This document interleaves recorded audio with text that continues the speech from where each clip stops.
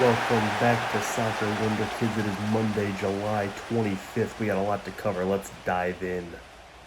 First up, we've got Mathys Tell, the 17-year-old striker who is set to leave Rennes in Ligue 1 to go to Bayern Munich for what could end up being the most expensive transfer deal ever for a 17-year-old. Tell just turned 17. He made 7 appearances last year for Rennes, playing less than a full game's worth of minutes. Did not score, but he's got a tremendous record at the youth level, and he's tremendously talented.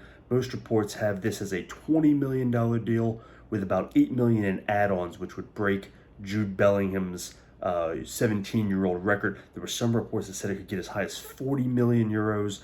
Either way, it is a massive, massive deal for a very young player who is not going to start for Bayern for quite some time, but is a tremendous move, and the rich get richer.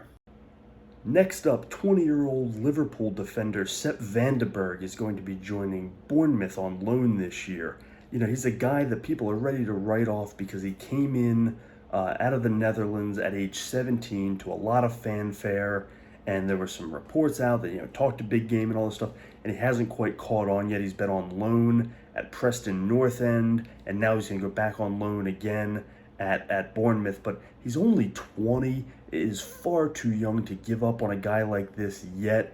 It's not like they're selling him. They're just getting him more playing time because Liverpool is a tough lineup to break into. So far too early to be writing off anybody at this age, at age 20, just because they can't break into Liverpool.